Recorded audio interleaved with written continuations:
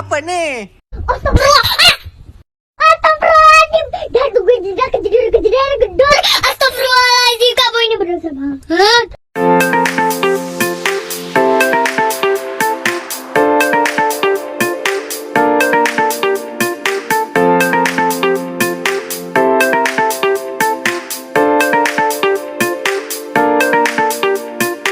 Oke, standby, kamera ready, sound ready, 3, 2, 1, action. Assalamualaikum warahmatullahi wabarakatuh. Perkenalkan, nama saya Atlis Nuraida dengan NIM 1230101 kelas 6A, Program Studi Pendidikan Agama Islam Fakultas Tarbiyah dan Ilmu Keguruan IAIN Pontianak. Nah, tujuan saya membuat video ini adalah untuk memenuhi tugas ujian tengah semester pada mata kuliah Praktik Bisnis Pendidikan yang diampu oleh Ibu Dr. Misdah, SAG, NPD. Pertama-tama saya mengucapkan rasa syukur karena telah diberikan kesehatan dan kesempatan sehingga saya dapat menyelesaikan tugas ini dengan baik. Oh my god! Wow!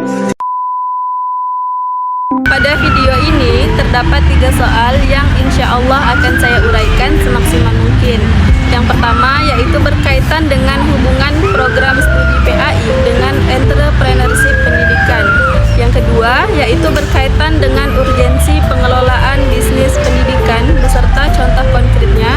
Dan yang ketiga yaitu berkaitan dengan peluang bisnis pendidikan. Apaan tuh?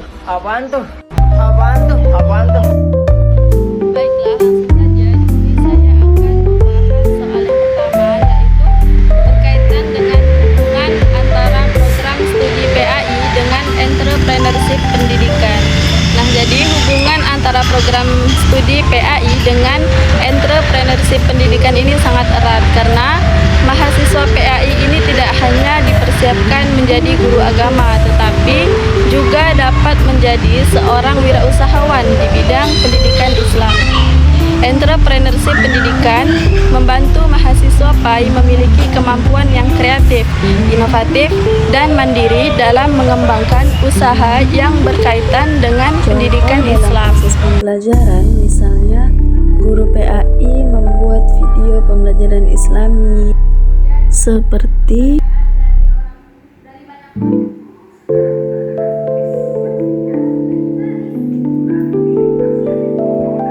kemudian kuis interaktif,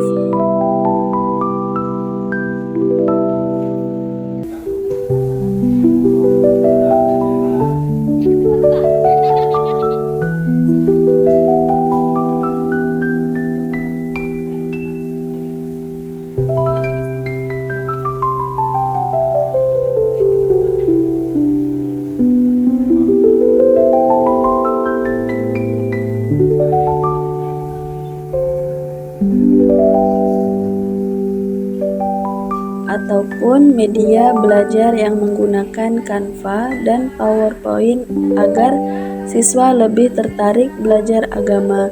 Saat ini, banyak guru memanfaatkan media sosial dan teknologi digital supaya pembelajaran tidak membosankan. Selain itu, guru PAI juga dapat membuka kelas tambahan tahsin dan tahfidz setelah jam sekolah sebagai bentuk entrepreneurship pendidikan.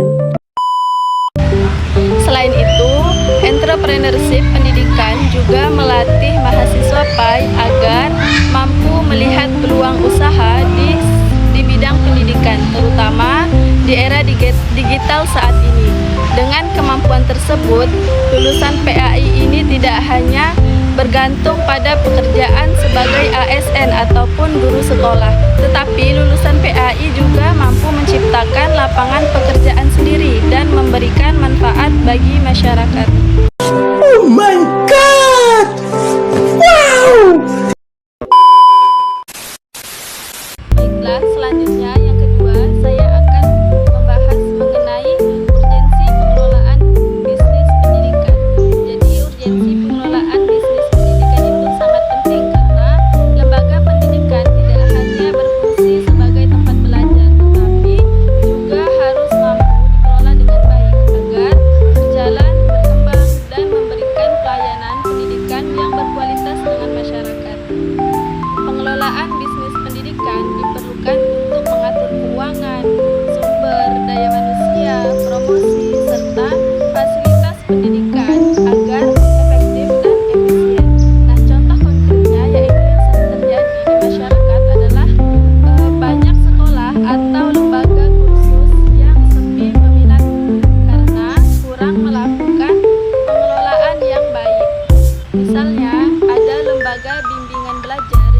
tidak mengikuti perkembangan teknologi sehingga kalah bersaing dengan kelas online seperti ruang guru ataupun Zenius. Nah, akibatnya jumlah siswa itu menurun dan lembaga mengalami kesulitan keuangan. Selain itu, ada juga sekolah swasta yang tidak mampu mengelola dana operasional dengan baik sehingga fasilitas belajar yang kurang memadai, gaji guru terlambat, dan kualitas pembelajaran menurun. Nah, dalam proses pembelajaran, sekolah yang memiliki pengelolaan baik biasanya menyediakan proyektor, wifi, perpustakaan, dan media belajar yang mendukung sehingga siswa ini lebih semangat dalam belajar.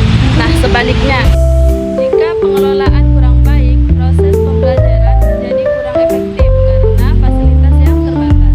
Nah, jadi pengelolaan bisnis pendidikan menjadi penting agar lembaga pendidikan ini dapat bertahan, berkembang, dan mampu memenuhi kebutuhan pendidikan masyarakat secara profesional.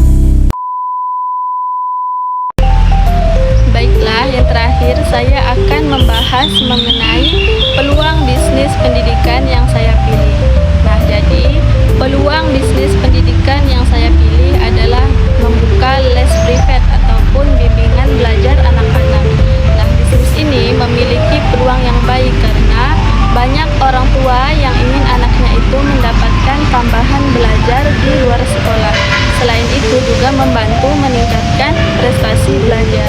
Nah, les privat juga dapat membantu anak yang kesulitan memahami pelajaran di kelas. Kemudian alasan saya memilih bisnis ini yaitu karena mudah dijalankan oleh mahasiswa baik dan tidak membutuhkan modal yang terlalu besar. Pembelajaran juga dapat dilakukan secara langsung maupun online melalui via WhatsApp ataupun Zoom. Contoh konkretnya adalah banyak mahasiswa ataupun guru yang membuka les membaca Al-Quran.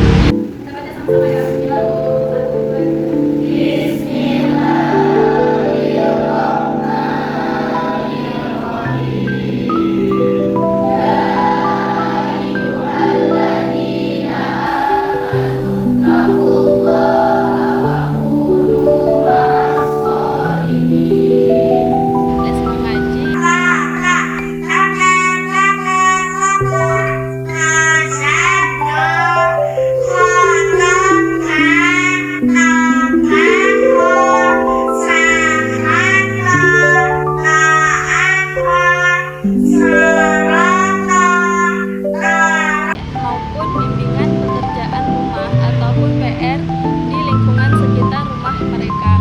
Jadi dalam proses pembelajaran, les privat ini biasanya dilakukan dengan membantu anak dalam mengulang materi pelajaran sekolah, kemudian mengerjakan PR, mengajarkan membaca Al-Quran, ataupun menggunakan metode belajar yang lebih santai dan mudah dipahami oleh siswa.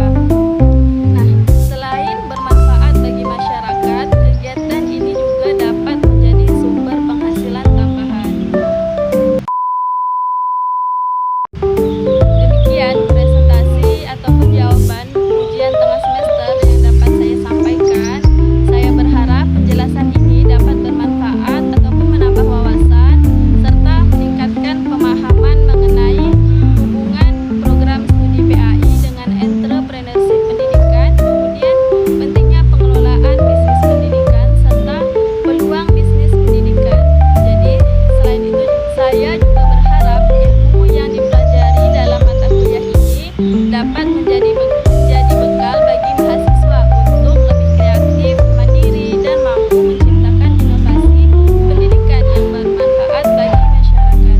Nah, mohon maaf apabila terdapat kekurangan dalam penyampaian maupun jawaban yang saya sampaikan. Saya akhiri. Wassalamualaikum warahmatullahi wabarakatuh. I just had to let you know you're